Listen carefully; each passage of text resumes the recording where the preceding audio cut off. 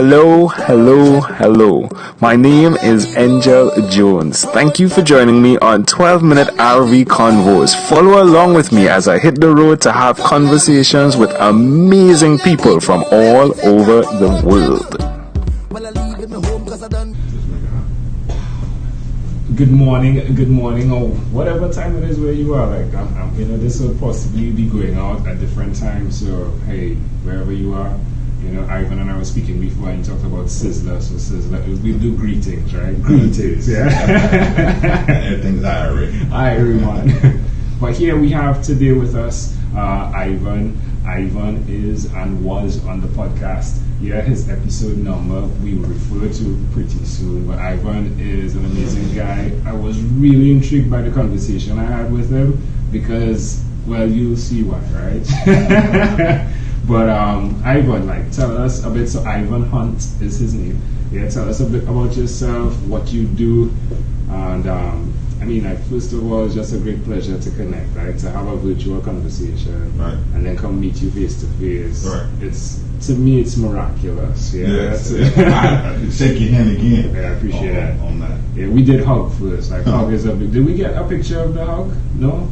Yeah, so we'll have to hug twice. Hug twice. That's fine. But yeah, do tell us what you do, and we'll start from there. Okay. Obviously, my name is Ivan Hunt, originally from Hickory, North Carolina. I'm a transformational coach, public speaker, also internet radio show host, and podcast host also. Of the podcast. What's the name of the podcast? Keep It Moving. Keep It Moving. Ivan Hunt. It's all about inspiring, motivating, and encouraging, empowering people to take ownership over their life so they can live a life that's full of purpose, passion, and meaning. And I really enjoy doing this show. And actually, you were a big inspiration for this show. Just interacting with you on LinkedIn and so forth. I moved down to Miami after the military, got a divorce, started my life over. What does that mean?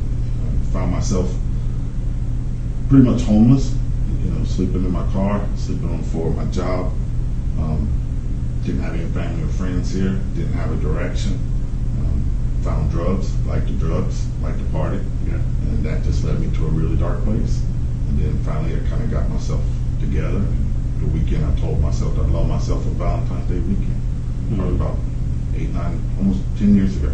Wow. And from there, slowly but surely, just started building a foundation of my life again.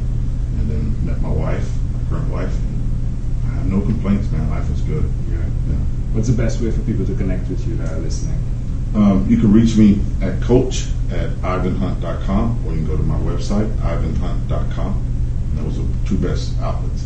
IVAN Hunt HUNT.com. Tell us, it's amazing when you're having conversations, so many conversations.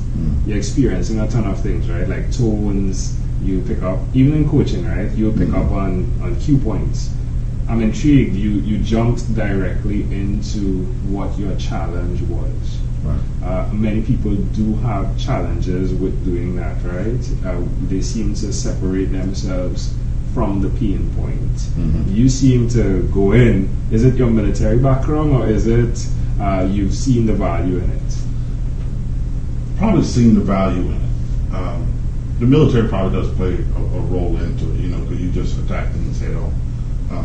You adapt and overcome. I just embraced that part of me. I understand that it's what has made me. It doesn't necessarily define me, right? But that's what has made me who I am. That is what has given me the experience to be able to connect with people and be able to speak their language of hurt and pain and frustration and confusion. So I embrace it. Because a lot of people do shy away from those pain points, but that dehumanizes that person. Whereas I'd rather be tangible to somebody who's in distress and somebody who is hurting. So I'm willing to share my shortcomings, my failures, mistakes, and say, here, I'm no different than you are. Let's walk this journey together. Has it been beneficial? Have you seen a total transformation in the way people approach you because of you doing that? Yes, and a lot of times, we were talking about tone and facial expressions and so forth, and You mentioned, okay, you kind of can sound kind of harsh. No, he rough. Sounds pretty harsh. Like, yeah, it's like, yeah, I'm here. Okay, okay, yeah. Yeah, I'm short that way. Yeah, but and what people really find though is once I do open up, and once they kind of see past that outer shell or their perception of me, they really find that I've got a big, huge heart, and I'm really a soft teddy bear. Just rough around the edges sometimes, but it does. It helps me connect with people. I speak their language, and it makes me tangible. I'm human. Yeah, that's amazing. Yeah, one of the things I'm fascinated with as well is like the way you pull on information. So it seems as though you're very intellectual, right? It seems as though you use acronyms a lot, right? One of the things when I asked you what was your own unique real statement, like you dove directly into it, right? One was about options. You said something about options. Oh, a life with no options is no life at all. And I didn't cue him for that, right? Like he's doing this. For me, Zig Ziglar says helping enough other people get what they want and you'll get what you want. But the thing that made that so easy for me to say is I've integrated it into my life. Yes. Have you done that with options? Absolutely. And I remember, I found myself, I didn't have nowhere to go. And I called my uncle in Detroit, Michigan. He's passed. God bless him. But, he said, Alvin, he said, you got a job? I said, yes. He said, give yourself 30 days. He said, if you ain't found something in 30 days, call me back. And I was like, well, what in the world am I going to do? And the first thing that popped in my head was, I don't have any options. I don't have any choices. I don't have anywhere to go. And I said, well, first thing I got to do, I got to create options. If you got this or that, you just got to make a decision. And either one could be necessarily good for you, right? But if you got this, that, and the other, well, one of those three is bound to be more beneficial to you than just having to make a decision. And so that's what I did. I just started looking. So, okay, I got to create options. I found this and I found that. Okay, let me see if I can find a third one. And somewhere between those three, it's just going to expand. So 1, 3, with 9, and we go on. And that's really what happened. I just started creating options for myself. So whenever I find myself stuck in a situation, I look and say, okay, what are my direct, immediate choices? Then it's either this or that. Okay, now I've got to find that third thing. And that's my option. Where did that come from, though, like the analytical side? Because it's a principle you're applying on the other side, right? Where did that come from? I think I've always been analytical. In my corporate career, I was in analytics. I was an analyst for healthcare, a hospital right over here, actually, at the University of Miami Hospital also. So I've always been very analytical. And I've always lived in my head. And that's always been one of my big trouble points.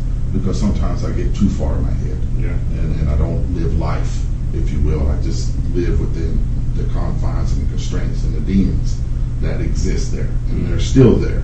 So I've had to learn how to just kind of be objective in my analytical approach to things. It's a lot like what I'm doing, right? Like we were coming up the steps and I was like, so how does it come? Like how do you set these goals? And I told him, it's faith in action, right? And it's challenging because I'm analytical. I'm like super analytical. Okay, what's the budget for this? How are we going to do this? But in my mind, right, the faith part of life, and I guess we could equate it to options, right? Because at some point,